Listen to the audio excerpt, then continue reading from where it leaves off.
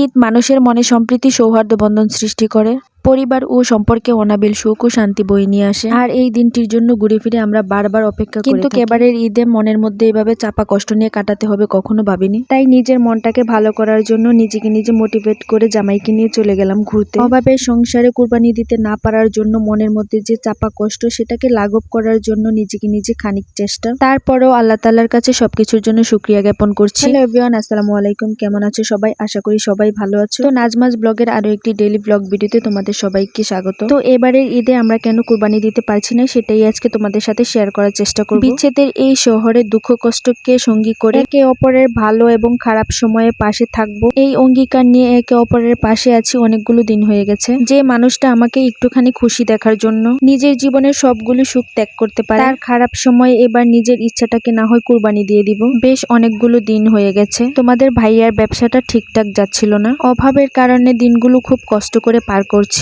তাও মানুষটাকে কোনো কিছুই বুঝতে দেই না। তো আজ 16 তারিখ, আগামীকাল যেহেতু কুরবানির ঈদ, অভাবের কারণে লাইফে ফার্স্ট টাইম আমাদের এবার কুরবানি দেওয়া হচ্ছে না, এই জন্য ওর মনটা একটু খারাপ। তো মনটাকে ভালো করার জন্য বললাম চলো ঘুরে আসি। তখন ঘড়িতে বাজে বেলা 3:30, আর তখন বিকালের আবহাওয়াটাও একটু খারাপ ছিল, মনে হচ্ছে এখনই বৃষ্টি আসতে পারে। তো যেহেতু আগে থেকে কোনো প্রস্তুতি ছিল না যে কোথায় যাব, তাই ভাবলাম কাছেই কোথাও ঘুরে আসি, তাতে ওর মনে চাপা কষ্টটা একটু লাঘব হবে, ভালো লাগবে। তারপর সবকিছুকে উপেক্ষা করে বেরিয়ে গেলাম ঘুরতে। সাথে ছিল আমার দেবরের ছেলে আর নোহান ভাই। আর বাড়ি থেকে বের হতে না হতেই ততক্ষণে বজ্রপাত শুরু হয়ে গেছে। কে যেন কথাটি বলেছিল, স্বামীর টাকা থাকা দরকার, আসলেই দরকার, কারণ যার স্বামীর যত বেশি টাকা আছে শ্বশুর বাড়িতে তার তত বেশি সম্মান। মূলত স্বামীর টাকা দেখেই না সবাই গুরুত্ব দেয়। স্বামীর টাকা থাকলে আপনি সংসারের সবচাইতে সুন্দরী বউ, আর বাপের বাড়িতে তো আহ্লাদের কোনো শেষই নেই। বাইরে গেলে আপনি যাদের চেনেন না তারাও আপনার সাথে সেদে সেদে কথা বলতে চাইবে। আর তাই স্বামীর টাকা থাকা দরকার, আসলেই দরকার, কথাটি একদম সত্য। কারণ এই সমাজে টাকা ছাড়া মানুষের কোনো মূল্য নেই, আর এই টাকার জন্যই মানুষ ভালোকে খারাপ আর খারাপকে ভালো বানায়। আর তাই টাকার পাগল এই শহরে কেউ কারো না। নিজেকে নিজের জন্যই লড়ে যেতে হবে। এই দুনিয়ায় সুখে থাকার জন্য এত বেশি টাকার প্রয়োজন হয় না, তারপরও আমাদের টাকার প্রতি চাহিদার শেষ নেই। এক একজন টাকার জন্য টাকার পিছনে হন্যে হয়ে ছুটে বেড়ায়। মানুষ আসলে কিসে সুখ সেটাই বুঝে না। যাই হোক, এদিকে আমরা কথা বলতে বলতে চলে আসি। এই যে জায়গাটা দেখছো তোমরা, আল্লাহ চাহে তো এই জায়গায় আমাদেরও একদিন স্বপ্ন পূরণ হবে ইনশাআল্লাহ। আমাদের দুজনের অনেক ইচ্ছা, এখানে একদিন আমরা আমাদের স্বপ্নের বাড়ি তৈরি করব। তো তার জন্য জমিতে এখানে মাটি ফেলা হয়েছে,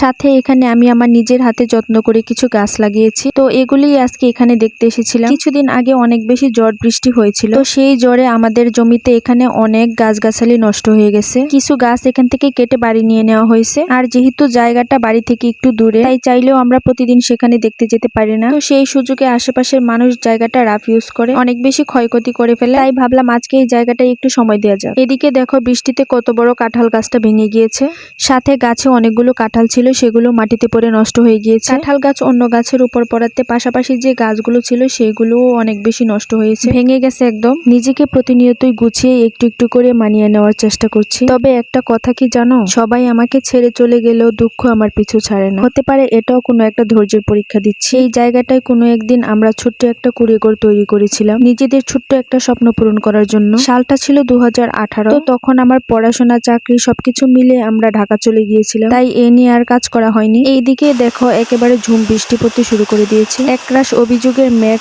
আর ঝুম বৃষ্টির মধ্যে আটকা পড়ে গেছে, তাই আশ্রয় নিয়েছি সেই ছোট্ট কুড়ে ঘরের চালাটায়। সত্যি বলতে টাকাটা এই দুনিয়ায় বড় একটা অদ্ভুত জিনিস। টাকার জন্য মানুষ অযোগ্য ব্যক্তিকে সম্মান দিতে দুবার ভাবে না, আর এই জন্যই সমাজটা আজকে অনিয়ম অবিচারে লাঞ্ছিত, যেটার শিকার হয় সমাজের সাধারণ নিম্নবিত্ত মানুষ। স্বামীর টাকা নেই বলে ছোট্ট এক জীবনে ভালো থাকার জন্য অনেক চেষ্টা করছি, অনেক বেশি কষ্টও করেছি। বিয়ের পর থেকে আলহামদুলিল্লাহ এমন কোনো ঈদ যায়নি যে সে কুরবানি দেয়নি। লাইফে কখনো ভাবিনি যে এমন একটি দিন আমাদের জন্য অপেক্ষা করছে। যাই হোক, সবই হয়তো আমাদের কর্ম আর উপর আল্লাহ তাআলার ইচ্ছা ছিল। এইদিকে নোহান ভাই আমার সাথে একটু অভিমান করে আছে, আর তাই ওর রাগ ভাঙানোর জন্য আমি এবং তার বাবা অনেক ট্রাই করছি।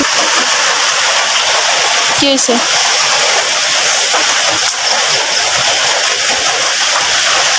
তোমার এই চেহারাটা এরকম ইনোসেন্ট বানাইছো কেন বাবা?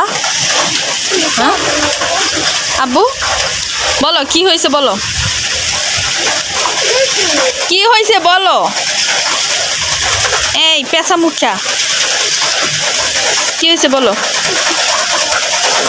ও রাগ করে থাকলে কোনো কিছুই ভালো লাগে না আমার কাছে। এজন্য ওর পছন্দের চকলেট দিয়ে রাগ ভাঙানোর চেষ্টায় আছি। আলহামদুলিল্লাহ এতটুকু বয়সে সে আমাকে অনেক বোঝার ট্রাই করে, বাট একটু বেশি অভিমানী। তাই কি আর করব, যখন যা চাই তাই দেওয়ার চেষ্টা করি। আর ওর আচরণে মাঝে মাঝে আমিও বাচ্চা সুলভ আচরণ শুরু করে দিই। এদিকে বৃষ্টি থেমে গেছে, তো আমরা এখন বাড়ি চলে যাব। বিয়ের পর পড়াশোনার জন্য অনেক বেশি চেষ্টা করেছিলাম, কারো সাপোর্ট বা কাউকে পাশে পাইনি। পরিবারের সবার বিরুদ্ধে গিয়ে সে আমার পাশে দাঁড়িয়েছিল। সে আমার পড়াশোনা চালিয়ে যাওয়ার জন্য অনেক বেশি কষ্ট করেছিল। আমার ভালো খারাপ সবকিছুতে যে মানুষটা আমার সবার আগে এগিয়ে আসে তিনি হলেন আমার স্বামী। আর তাই তার দারিদ্রতা, তার বেকারত্ব, তার টাকা পয়সাহীনতা আমাকে কখনোই কষ্ট দেয় না। মৃত্যুর আগ পর্যন্ত এই মানুষটার এই দুটি হাত ধরে চলতে চাই আরো অনেক দিন। হয়তো আজকে আমাদের কিছুই নেই, আমার বিশ্বাস ভালোবাসার মানুষের হাত ধরে চলতে গিয়ে ফেলে আসা তিল তিল করে স্বপ্নগুলো আমি আবার নতুন করে গড়ব। এক জন্ম নয়, আল্লাহ তাআলার কাছে এই মানুষটাকে আমি 1000 জন্ম চাইবো। জন্ম মৃত্যু তকদির এই সবকিছুই আল্লাহ তাআলার কাছে। শুনেছি মানুষ নাকি যা চায় আল্লাহ তাআলার কাছে তাই পায়।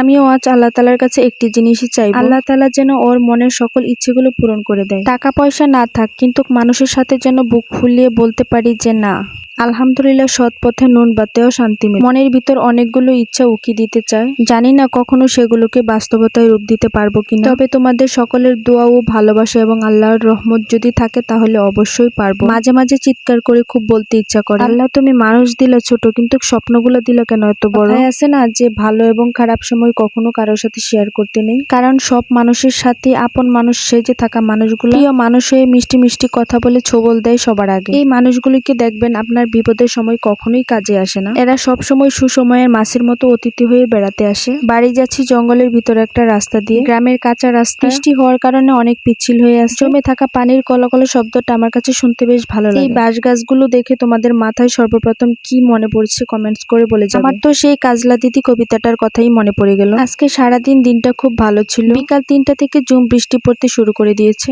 ঈদের দিন সাজুগুজু করা, ঘুরতে যাওয়া এটা একটা কমন বিষয়, বাট কোনো একটা সময় এগুলো আর ভালো লাগে। বিয়ের পর মেয়েদের ভালো বলতে সময় হচ্ছে একটু সময় পেলে ঘুমিয়ে পড়া, তারপর ঘুমিয়ে পড়া এবং ঘুমিয়ে পড়া, অতঃপর ঘুমিয়ে পড়া। মানে ঘুমই হচ্ছে সকল সুখের মূল। আমি জানি না আমার মতো ঘুম পাগলি কে কে আছো, বাট আমি হচ্ছে ঈদের দিনও ঘুমিয়ে পড়ালো। এদিকে দেখো একটু ঢং করে হাঁটতে গিয়েছিলাম, তাতেই কি একটা অবস্থা। ঠিক তেমনি যখন দেখবেন আপনার স্বামীর সাথে আপনি খুব ভালো আছেন, তখন দেখবেন আপনার কাছের মানুষগুলো কিভাবে ছেদ করে জ্বলে উঠে। বাট যখন একটু বন্ডিংসটা খারাপ যাবে তখন দেখা যায় ভাই মানুষের যে কত রূপ। যাই হোক, এদিকে আমরা বাড়ি চলে আসলাম। বৃষ্টিতে একদম পুরো শরীর ভিজে গেছে। কতদিন আগে আমার খুব ঠান্ডা এবং গলা ব্যথা ছিল, সাথে গলাটাও বসে গিয়েছিল, আর তাই কোনো রকম ভিডিও আপলোড দিতে পারি নাই। আর আমার এই ধরনের ডেইলি ব্লগ ভিডিওগুলো তোমাদের কার কাছে কেমন লাগে অবশ্যই জানাবে। তো আজকের ভিডিওটি এই পর্যন্তই। আল্লাহ হাফেজ।